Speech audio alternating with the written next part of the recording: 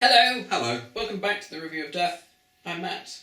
I'm Billy. We're both full of chips. Yeah. You might fall asleep any moment. Well, you just stay there, and Yeah. I'll read these out. Yeah, we're going to answer your questions. So we're going to take these from Twitter first, and then we'll move over to Facebook. Right. What are your thoughts on the Blu-ray collection set so far, seasons 12, 18, 19, 10, and which would you like to see going forward? That's from @Sergeant Benton on Twitter. Sergeant Benton's interesting. John John Levine, Levine. yeah. This is a side question. Yeah, really very good. Mm-hmm. The boxes themselves, the packaging is beautiful. Gorgeous, Absolutely stunning. Yeah. What did you, because we were talking about this earlier, Yeah. talk to us about your thoughts on season 18. So, season 12 was the first one, wasn't it? Yeah. That came out, and that was nice. You know, you could sort of see that the picture was better, Mm-hmm. and I think it had more stuff to cram in terms of special features as there's well. a lot of special features on there. Then season 19, obviously they had all the negatives for Castrovalva, Black Orchid, so all that stuff for the location stuff looked amazing. Mm-hmm. But with season 18, the only bits of surviving film footage that they could upgrade to proper HD was Brighton Beach, which looked lovely, and some film trims from Legopolis Yeah. on the A4 or whatever it was. And because it was just that, it was season 18, I was watching it, I was like, I can't really feel like there's much of a difference quality-wise. Yeah, I love the collection sets. I'm really looking forward to season 10 Me too. because it's, John's my favourite Doctor, so it would be nice to see him in bright high definition. What would we like to see? I mean, we know the rest of the year. Yeah. And the start of next year, or at least do we not know the next 2 years? We know the rest of this year. Yeah. Okay. Anyway, obviously you're not privy to that. So what do we want? Obviously, those ones we know are coming outside. What do we want to see?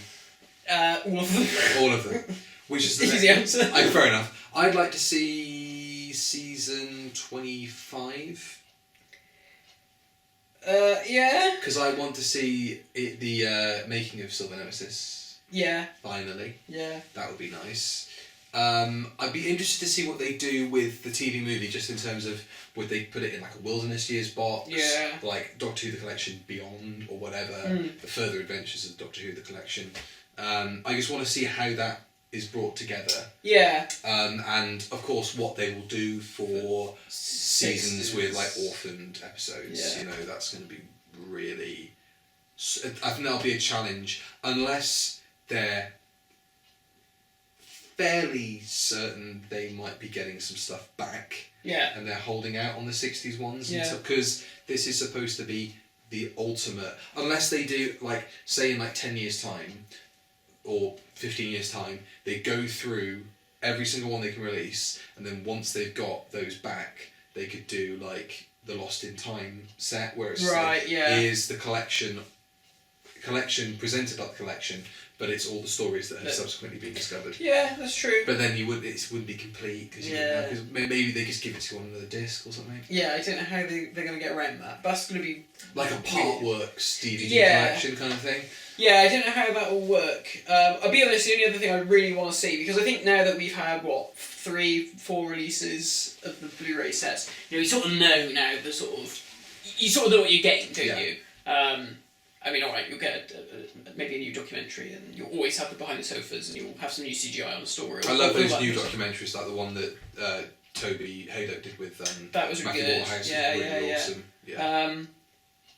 But I think the thing that I would really want to see is I want to see a new series into the collection. The problem I have with that is I want everybody involved to be in a position where they can do the anecdotes and they can talk about what's like. Say if say they gave Chris Eccleston an offer he couldn't refuse, and it was like, but would he be in a position himself, and also with the show still going on, with certain people working on it that might have been involved at the time, would he be able to be as candid as we want him to be and that he should be if he's doing a final tell-all ultimate story of what happened? That's true. I mean, his memoirs are coming out, aren't they, this year? Are they? Apparently, yeah. So if those that are comes being out, pre-ordered straight away. There might be stuff in there. I don't care about anything that happens before or after Doctor Who. I just want to read that passage. I mean, they could always start off just doing David Tennant stuff, because I know that Tennant would. Tennant is very accessible, I think, to absolutely people. He's very happy to help out. I mean, in much the same way they started with season 12 for Tom. Yeah. So this is from the Hazza 47. What are your thoughts on the B&M exclusives and thoughts on certain people who buy them in bulk and sell them on eBay for stupid prices?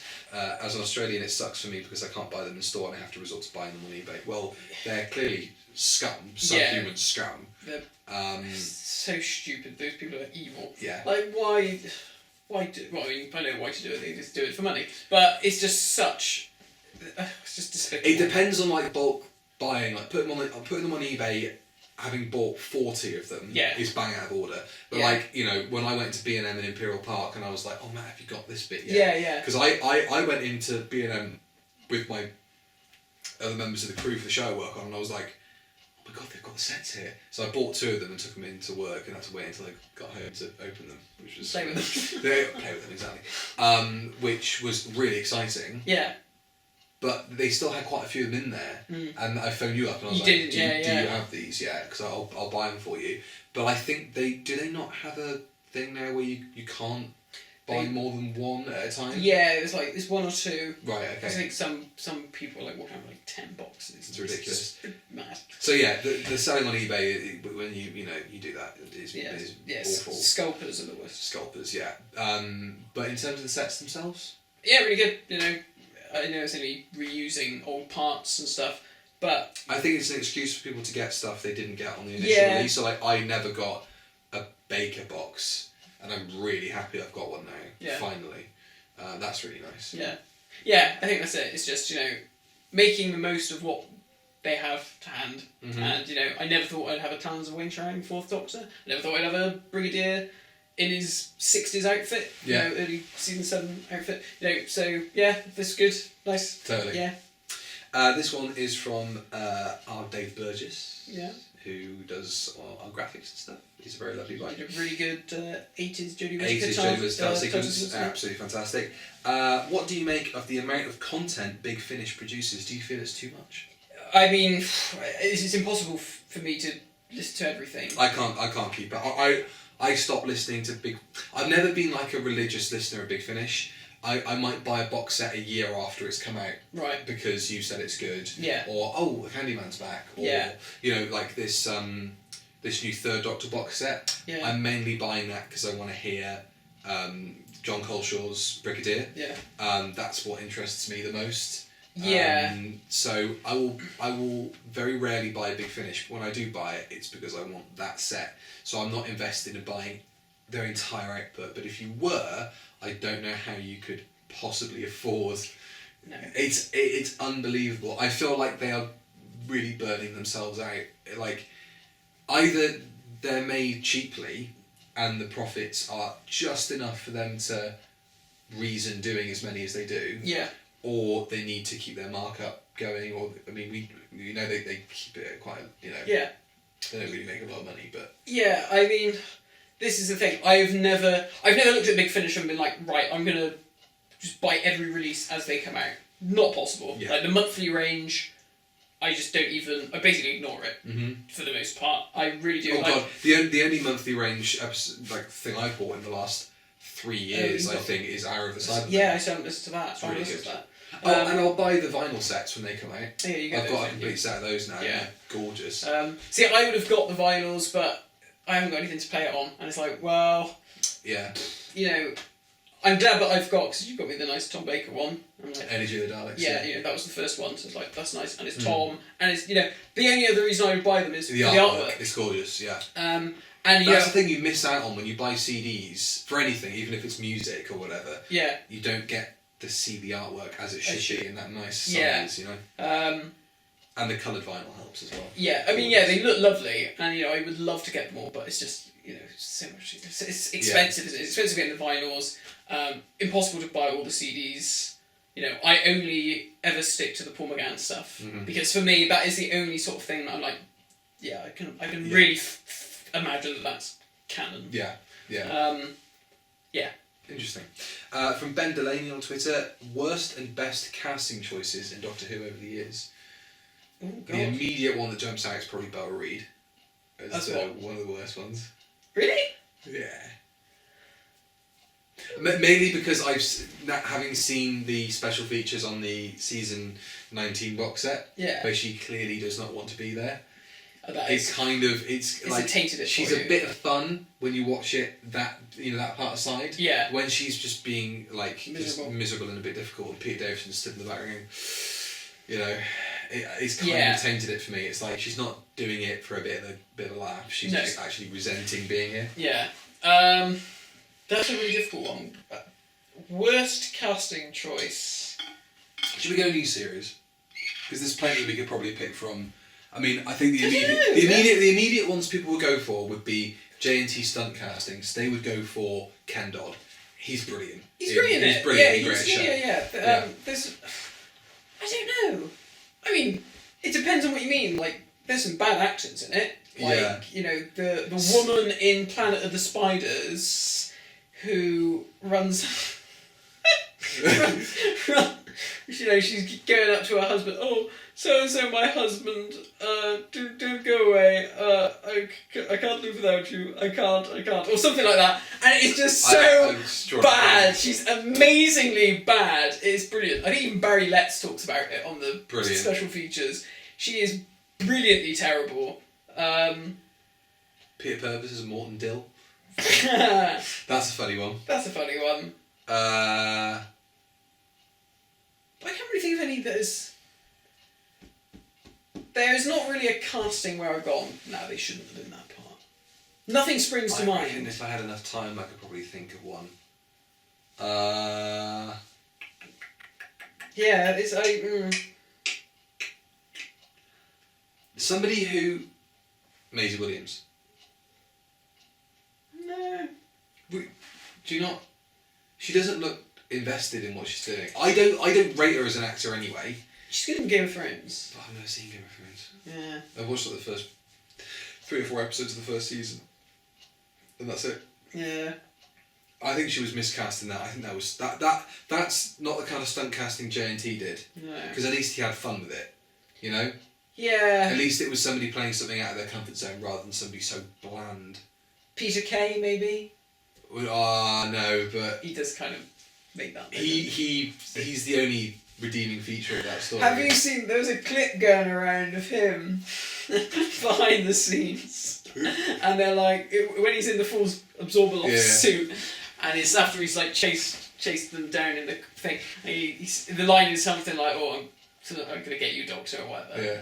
And the director's gone, oh, maybe do it with a bit more menace, Peter. And he's like, menace? What? Well, they've seen that before, haven't they? Oh, I'm going to get you, Doctor. He's like, that's the whole point of casting me, surely. Yeah. And it's like, well, yeah, you're right.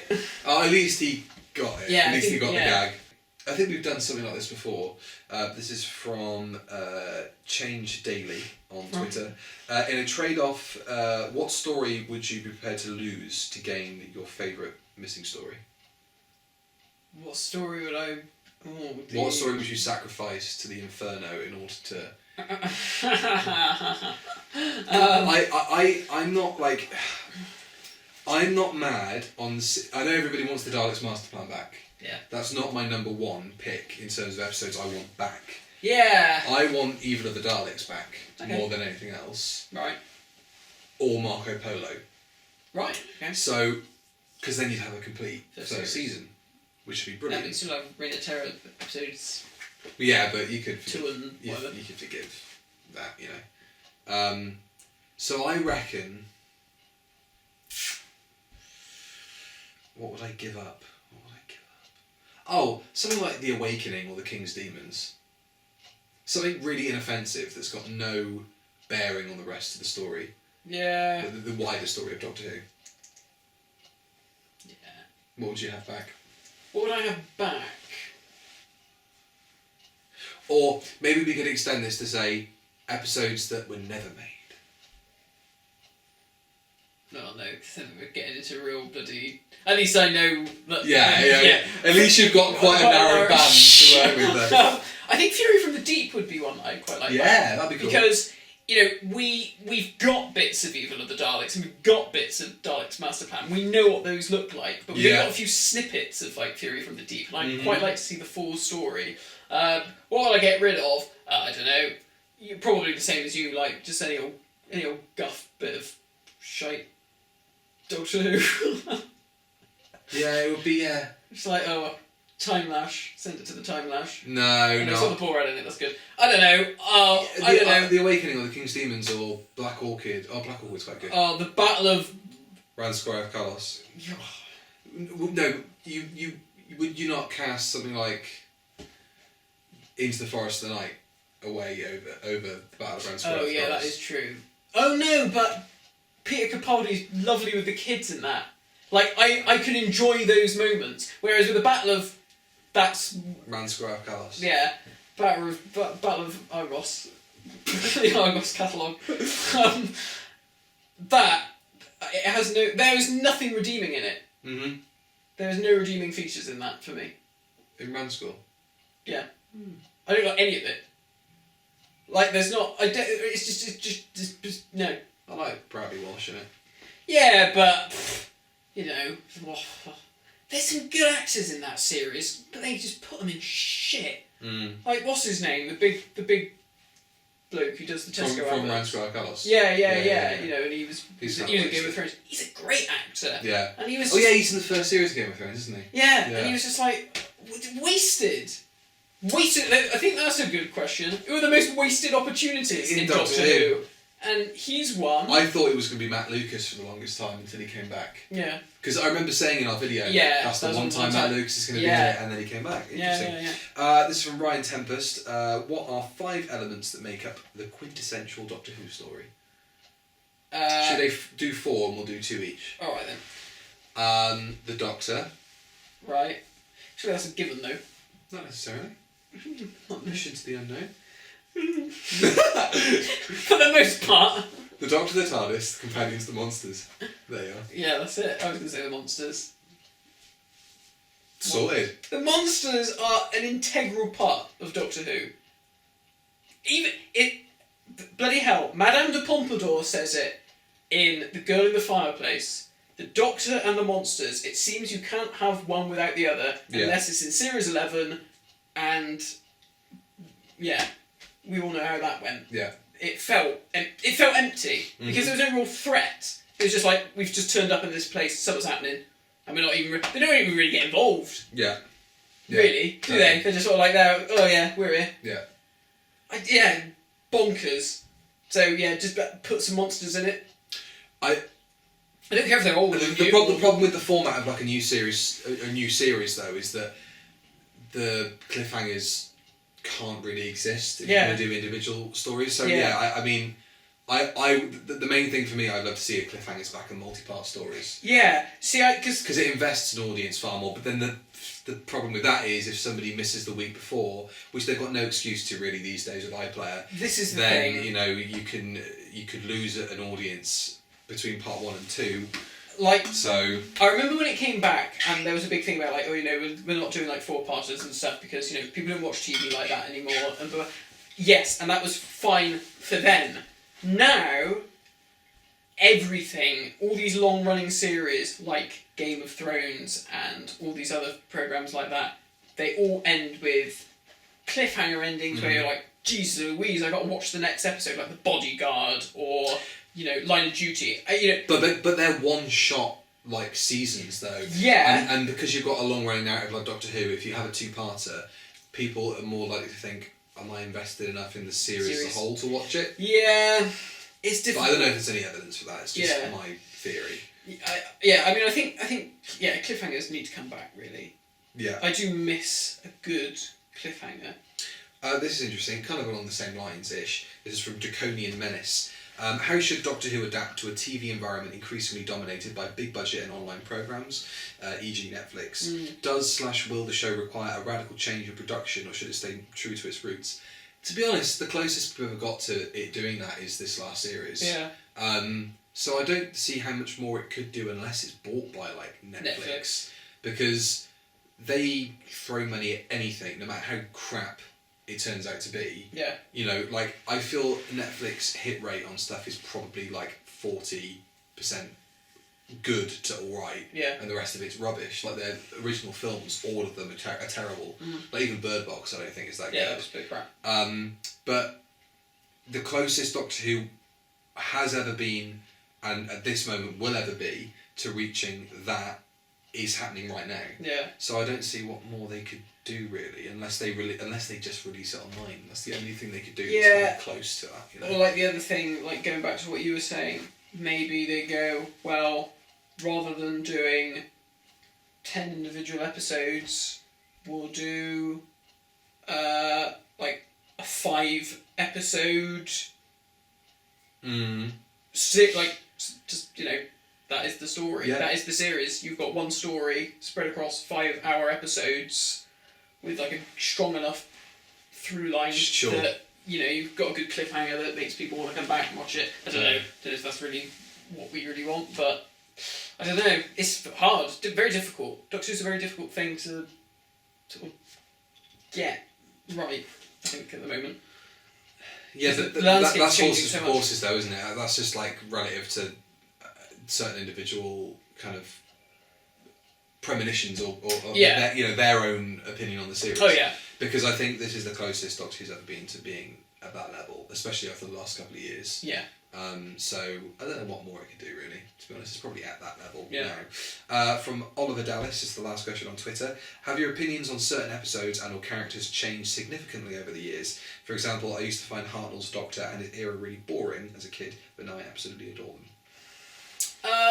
Yes, when I did my marathon, I went into it not expecting much from the Matt Smith era, but I actually really enjoyed him and Amy Pond. I'll be the same. I really liked We've their never dynamic. reviewed a Matt Smith episode. Have we not?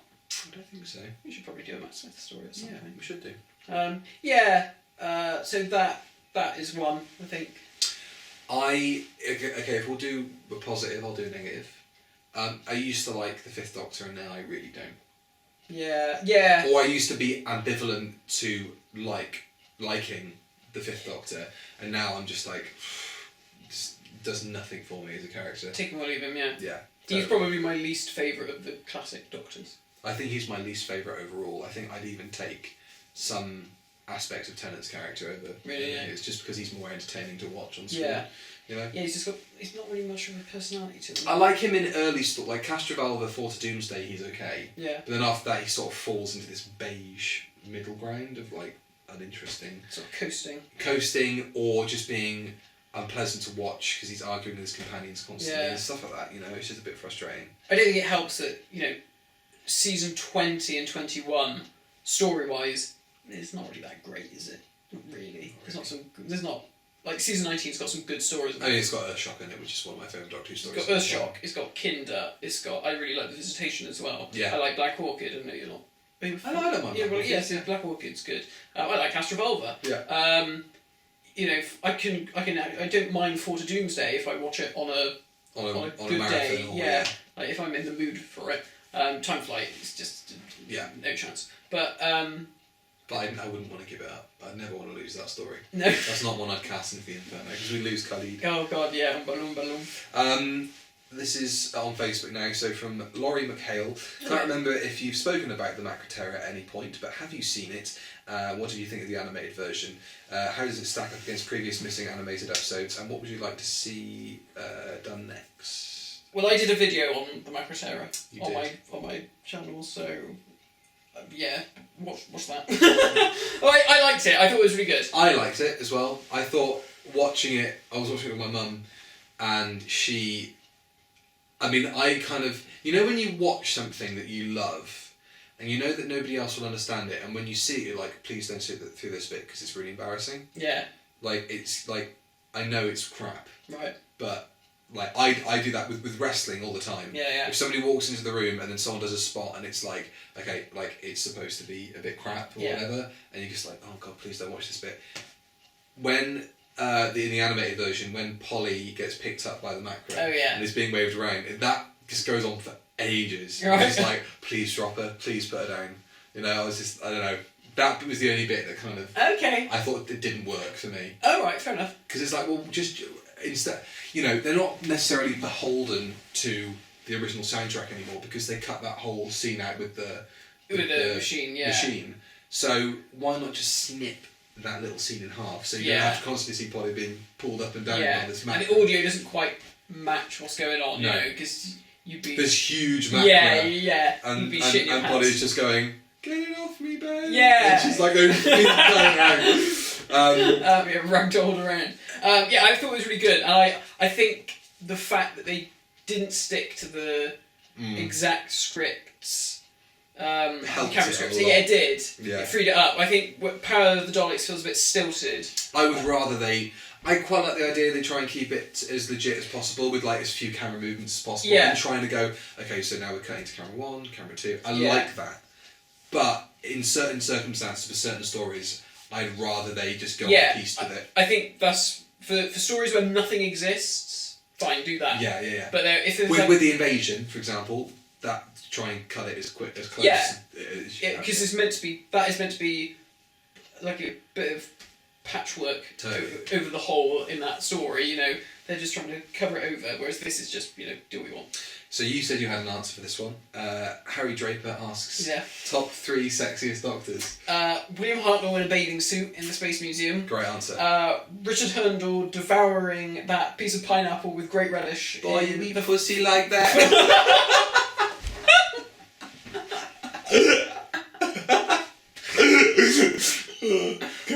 Wow.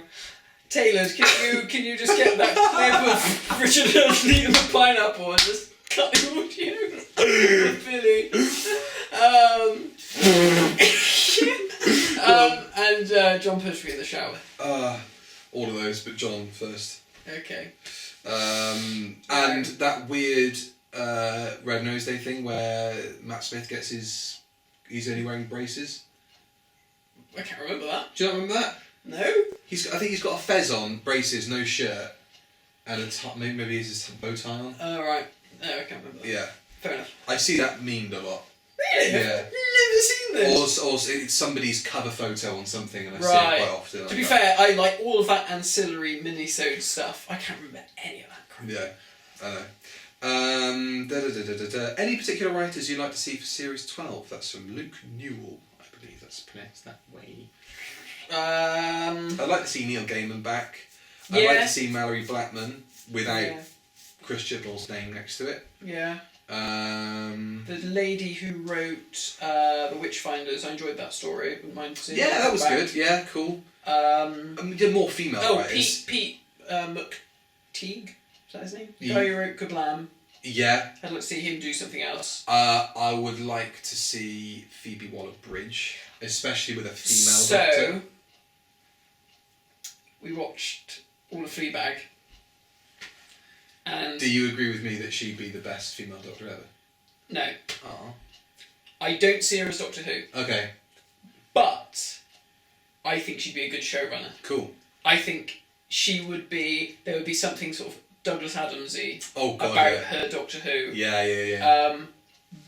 But I think when you watch stuff like, have you seen Killing Eve? No. Watch Killing Eve. Yeah.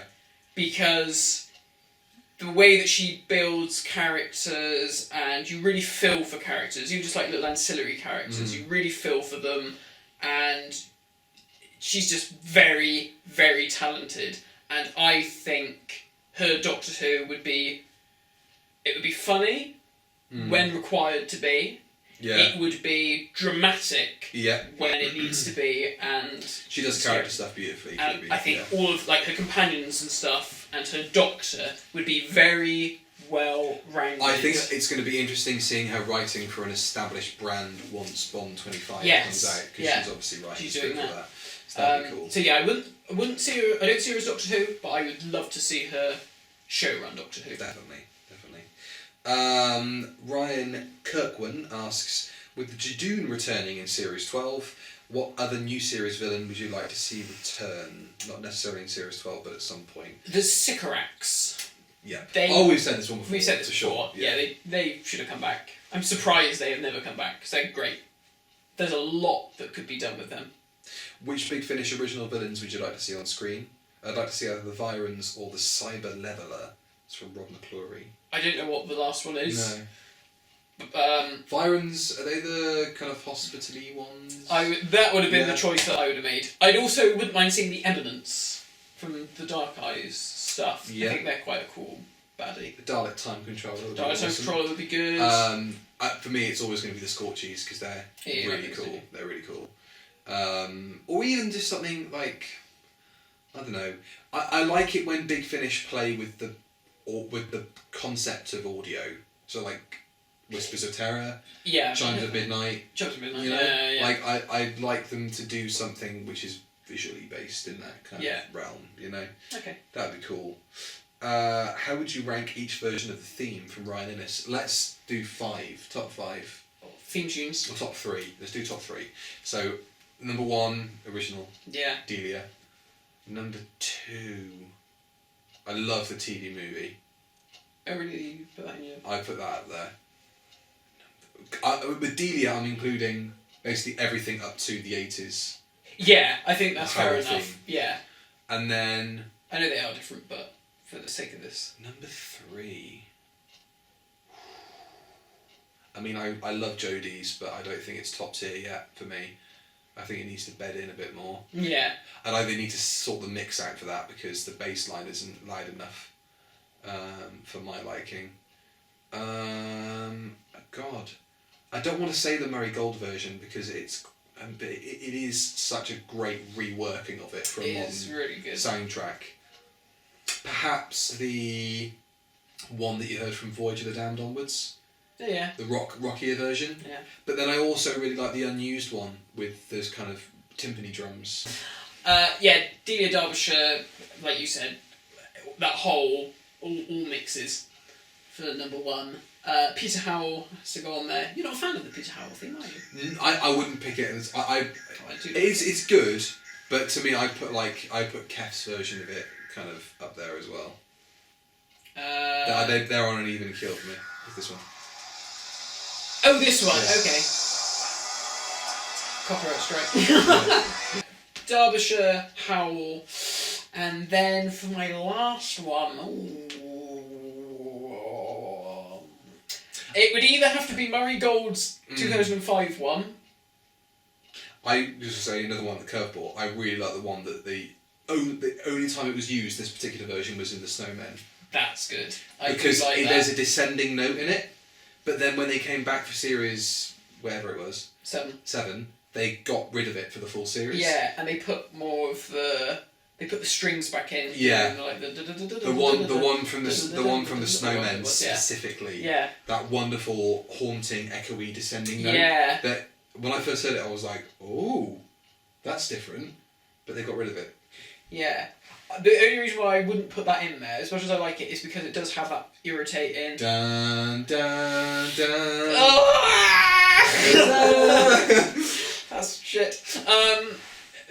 Derbyshire Howell, and I think I might just go mad and put Kev McCulloch on there, because I love that. It is good. Anyone who says that that's the worst theme, shame on you. Yeah. Because I absolutely love that theme. I've been listening to Unit... You cannot take that over the bloody Capaldi theme. Yeah.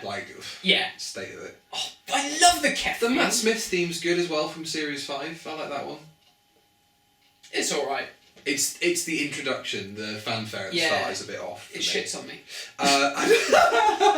Adam Taylor, what was the first piece of Doctor Who merchandise or toy that you remember getting? The one that springs to mind... I've never heard you talk about this. The one that springs to mind... I've got a couple, really. I remember this must have been about 96, 97... I remember getting a Dapol, so I can't say Dapol anymore, because apparently that's wrong. I remember getting the Dapol...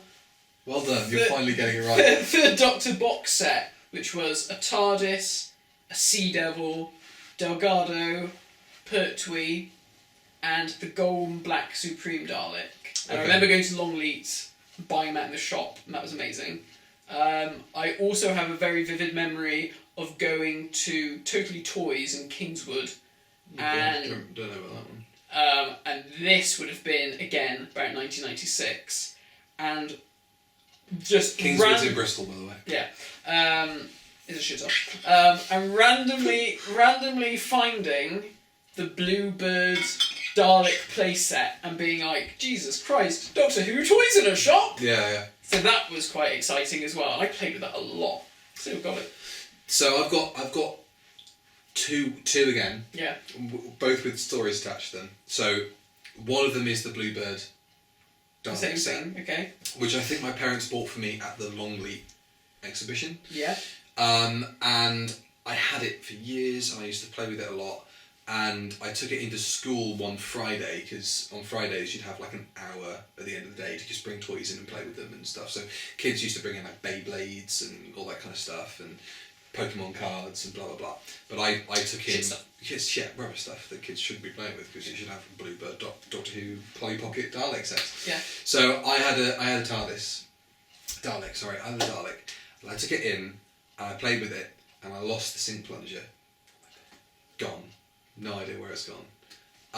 Many years later, having had this Dalek on my shelf, that I could play with for years, and that I often did play with as a kid, I must have been about 9 years old, maybe 9 or 8, and I was walking past one of the nursery classrooms at school. I'd gone to the toilet, walking back through, and there was a load of kids playing with Lego, again on a Friday, and sticking out the top of their Lego castle was my Dalek sink plunger. Fuck me. So I walked into the class, grabbed it, walked straight back out again.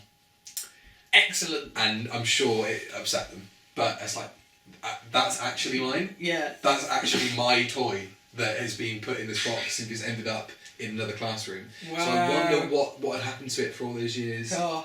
That's the plot of Toy Story 5. I literally, my sink plunger.